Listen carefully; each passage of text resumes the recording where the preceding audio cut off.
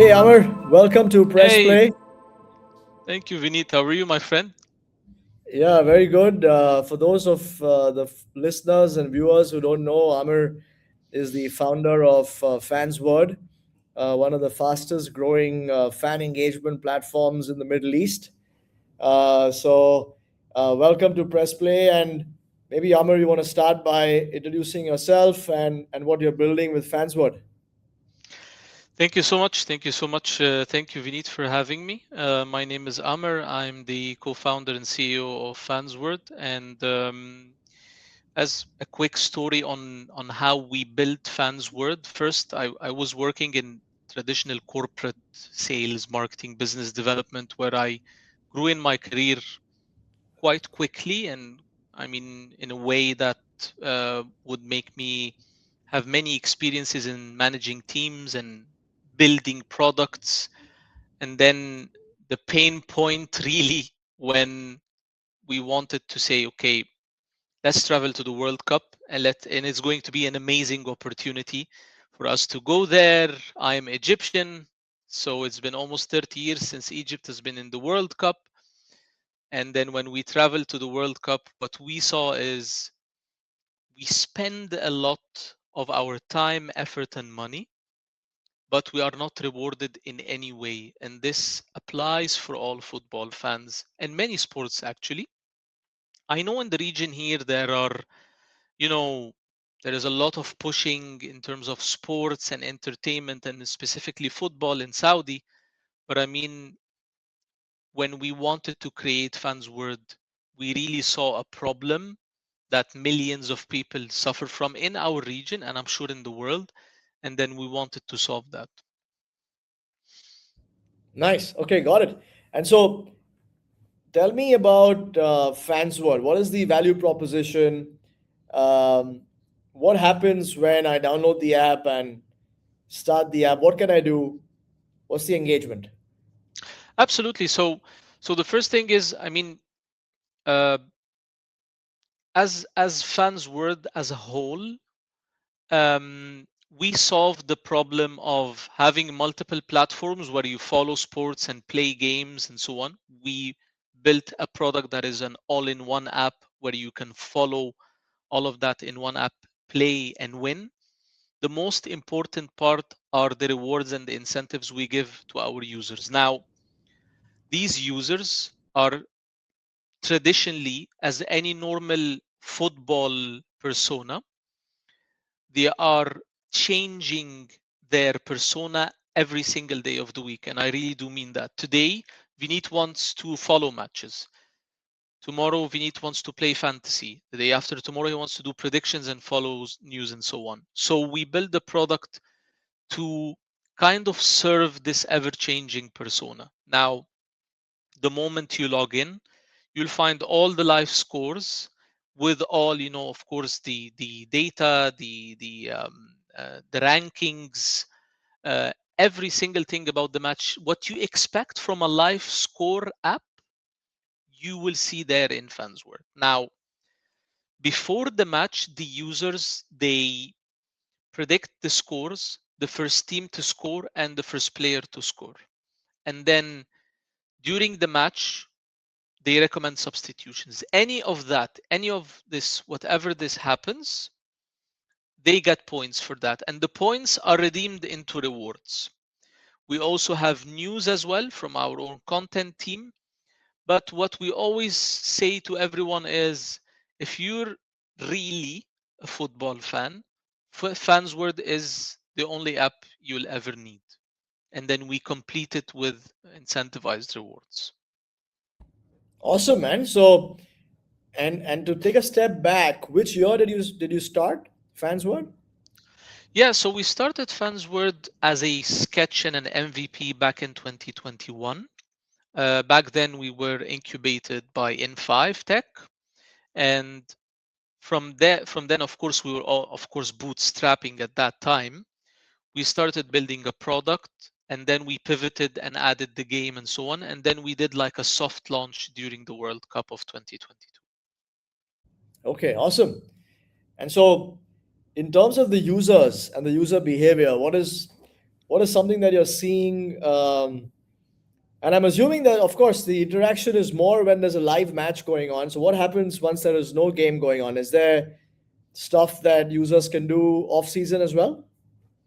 Yeah, absolutely. So we don't limit the users on interacting just around the match or during the match. So before Got the it. match, there are dozens of things the users can do in terms of predicting and joining a community. If you love Barcelona or Real Madrid, we have a community chat there.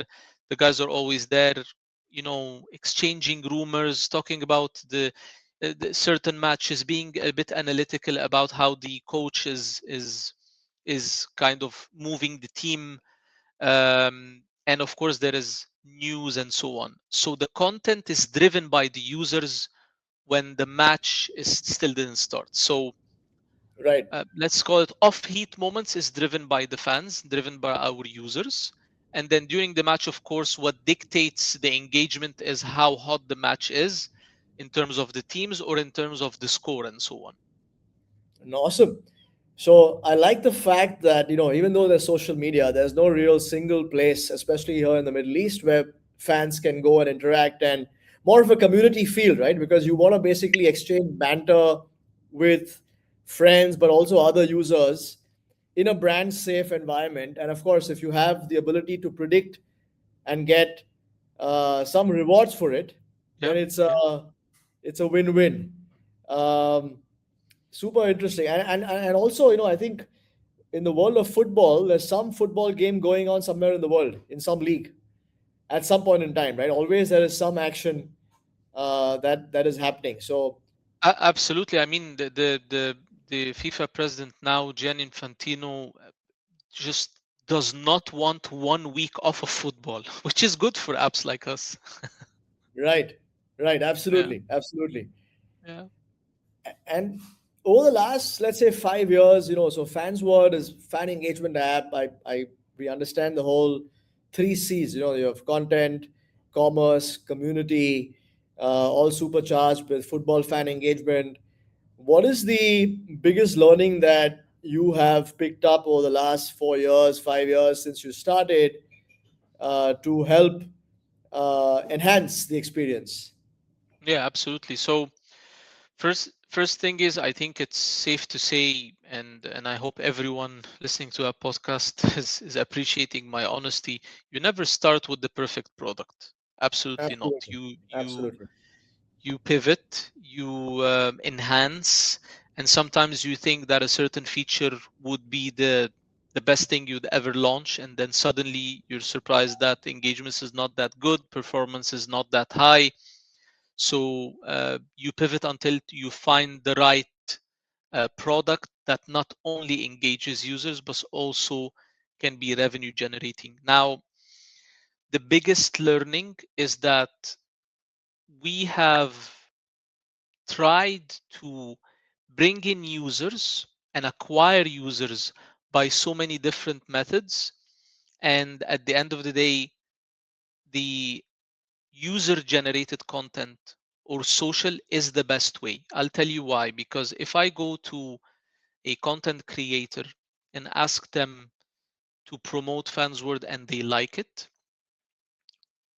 the users would respond better because in our region, and I'm sure in so many parts in the world, users trust people more than they trust a brand. And again, we're still a seed company, so still not everyone in the world knows about us. So get the right people to introduce your brand to your users. That is the first thing. The second thing is finding the right product to serve most of our users, pivoting quickly.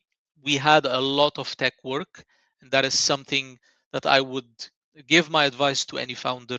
Start with something very thin, very specialized, and then enhance later. Don't start with everything together and then test that. And then the last thing is retention.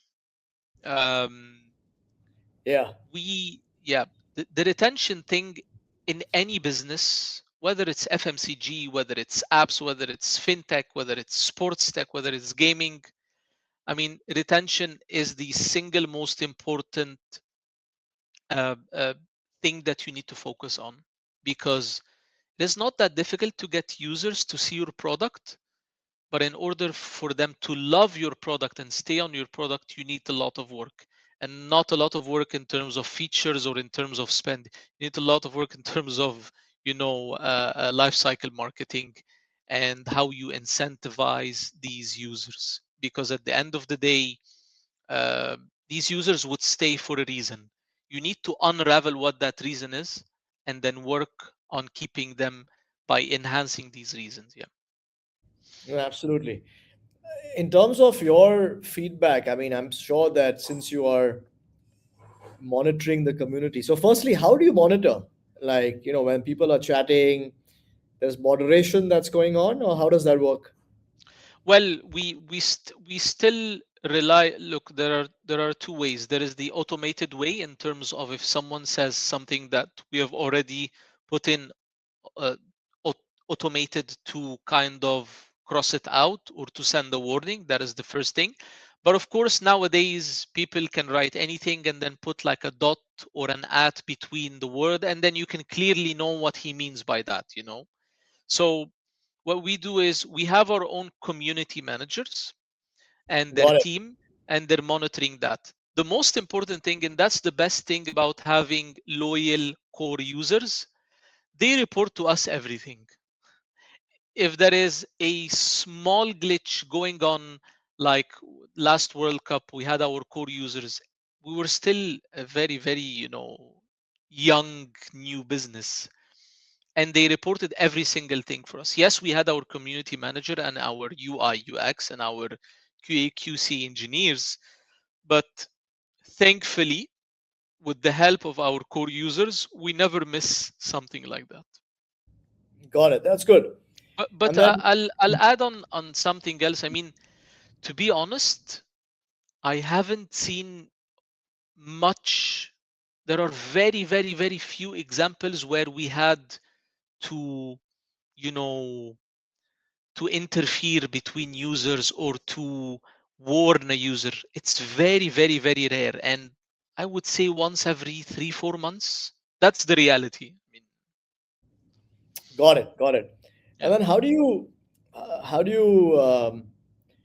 come up with new features? You are the user is sharing feedback, or you have your own roadmap.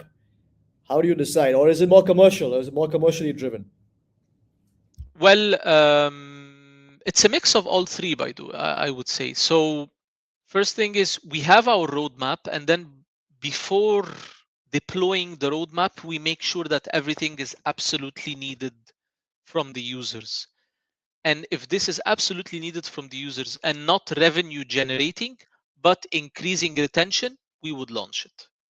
But if it's going to slightly increase retention but not widely increase revenue, we don't launch it. So it's a mix of all three together. Got it. Got it. Nice, man. And I mean, because it's such a powerful hook, when you have football, the folks in this part of the world are huge fans. Uh, at least to get the first user is easy, but then retention, obviously.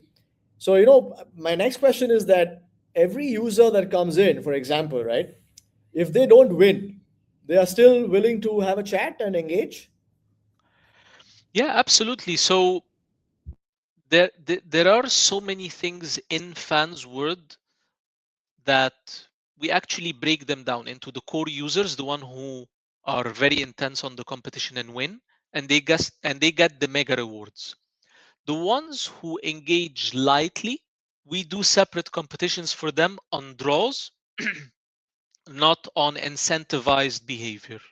So whenever we hook them up, we put them on a certain plan, and we kind of show them different features of the app and make sure we make them win small rewards or even qualitative rewards, because at the end the Got mega it. rewards have to go to the guys who are the, the game leaders and the ones who are driving my retention.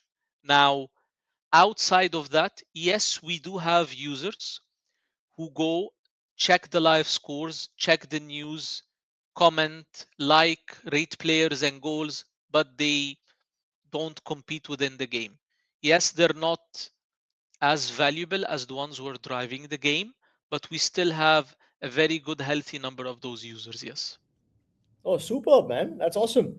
Yeah, because I can almost imagine this to be like a social network, it a is. social network effect for football fans, basically. Absolutely. Yeah, it is. It is. Yeah. So Yeah. honestly, uh, if I go on Fansword now, I would have a million things to say. Going on Barcelona or going on Al Ahli or going on Al Nasser. I mean, I wouldn't stop talking about football because if I even if I don't have something to say in the community fan zones, which is a club or league community, I always go there and check the news. And someone says, I don't like Hansi Flick, the Barcelona coach. He does this, he does this, he does that. I don't like what he does. This is where, okay, I wasn't intending of engaging now, but then when I see that, I engage. So the Yeah. community is driving that. We don't drive anything rather than news. Of course, the live scores and everything are automatically set there. Our news and content team drives some of the engagement, but I mean, how can we compete with almost a million users? We Yeah, can't. it's amazing. Yeah. That's amazing. So my next question. So you have built up a pretty sizable MAU number or monthly active users, and of course, the registered users also is a factor. Yeah. Uh, what is your strategy to monetize, and how has that changed or evolved over the last, let's say, 12, 24 months? Well, of course, it changed a lot because we've always been running after the programmatic ads. And the Mm. programmatic ads, the problem with it, it needs so much volume. Yeah, I mean, you're the Yeah, expert in that. It needs so much volume and yeah, needs a very, very, very high retention rate. Because at the end, you'll end up burning so much money, but then you won't be profitable anywhere within the next 2 3 years.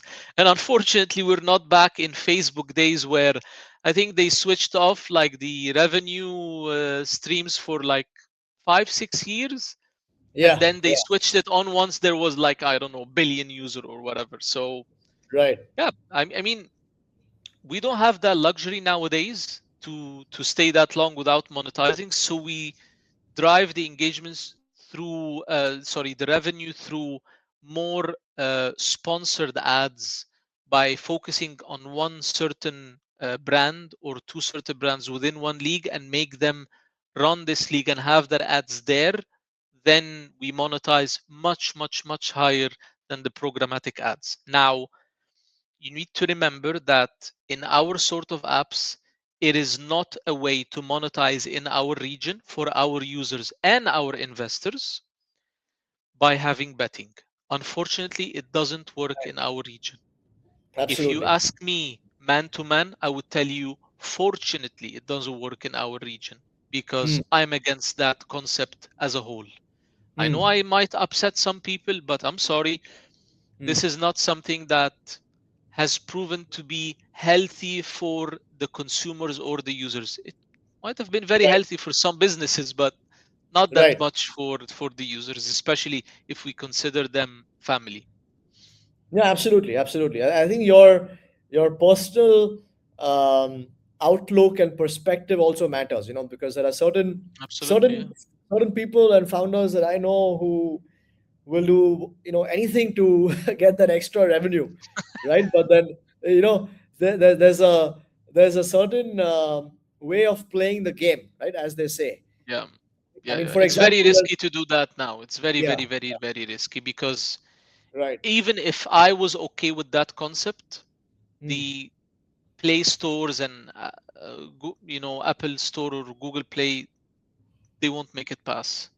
yeah, And if you sneak your way in, you're risking your whole business and you're risking the business of your investors and your employees and everyone. Because if someone says, hey, this is a pay to play game and they're, you know, They're freely, operating within the Middle East without any rules. I mean, that can be a killer if you already have multiple investments or even looking for an exit. That is a killer. I mean, Yeah, yeah. yeah. No, but I think your space, your idea actually. I mean, this is just a off the cuff question. You did Fansword when prediction markets wasn't that big of a deal, and Now, I now, mean, now with Kachi, yeah, it's like fully Calci. market and Kachi. Exactly. I mean, I was just thinking to myself that you were actually a pioneer in that sense. It's been 5 years only, but still. you Yeah, know, well, look, I mean, the guys in Kalshi and Polymarket, they're doing an outstanding job. Uh, the prediction market has always been in our region, especially Egypt and Saudi. It's always been there. The guys in Egypt and Saudi, fantasy is kind of a prediction thing because you kind of put in your um, your lineup and right? predict how it this lineup will do. And in Egypt and Saudi, I mean, fantasy has been actively, I mean, there are millions of active users playing that. I would say from 2017, 18, all these Okay, prediction games are there. And even the mega telecom companies in Egypt, they've been sending the predict the match today of Egypt versus whatever for almost 10 years now. So, okay, of course, in terms of how the guys in Polymarket and Culture are doing, they're putting it on everything, not only on sports. So I think that right. is what made them succeed. But this model in our region would be very, very difficult because Yeah, 1xBet were operating in Egypt indirectly and then they were completely shut down. yeah, yeah, yeah. No, no, you don't Yeah. want that. No, Yeah. interesting. And then, so just going back to the product itself. So you have your fan engagement, content, community. Uh, who do you compete against? Of course, you have the social media world, where someone can create a group on Yeah. Facebook and say that, hey. But then again, the data, user data, etc., belongs to Meta, right? So that's a whole different ball Yeah. game. Who Mhm. are your competitors in the region? Well, there are two types of competitors, okay? The first type of competitor is the ones that investors look into. So Hmm. we compete indirectly with AI nowadays. but uh, but thanks to guys like you who are focused on sports tech, media, and entertainment, we have the right people looking at us at the meantime. So in terms of competition, in terms of product, we kind of compete indirectly with multiple types of apps like the live score apps, the prediction apps, and the fantasy apps. Now, Hmm. what really sets us apart a little bit and our differentiating point is we kind of have the right combination between all three within one community, primarily in Arabic, and Right, right. we don't focus on really taking the eyes off of the live matches and so on. We compete intensively in second screen attention during the match day, intensively, and that is our core. Awesome, awesome. I get it. Yeah, and I think there's some brownie points for being a first mover in that sense, Yeah, um, in the Arabic world, right? So there is the absolutely. Yeah, that's something that is underestimated. Being a first mover and understanding. I'm sure there are others who are doing for the Arabic world, but you have seem to have cracked this content community commerce model for the Arabic football fan. yeah, absolutely. I mean, at the end of the day, look, uh, we have to find a way to solve the initial problem that I discussed at the beginning of our podcast simply by incentivizing our users in a Sharia compliant way. That is the first thing, without killing ourselves in rewards. because at the end it can kill a business if you over reward the users. So I Absolutely. think we found that balance here. Yeah. No, nice. And no, this has been fantastic, man. So now switching gears to the fundraising aspect, and I know that you're funded. Tell us that from the last time you raised money, what's been the growth like? And so, second question, along with this, I'm sure it all ties in together because it's a big year for football, soccer, whatever you call it, Yeah, uh, of course. with the World Cup. So, uh, tell us the journey from your last raise. Yeah. So we were funded by XVC Tech, which is XDC Ventures now. That was back in 2023. And since then, we've grown almost 20, 30x. And I think by the time we had the fundraise before receiving our check in 2023, we were just at 15, 20,000 monthly active users. And then we shot up to almost 300K. Wow. Now, the number of downloads, yeah, the number of downloads back then was almost 150, 200,000 downloads. Now it's 1.35 million, and the number of registered users is 1,000, 2,000 users away from 1 million. We have Okay. focused a lot on Egypt and Saudi because they're primarily in the Middle East the most passionate about football. I don't want to offend anyone.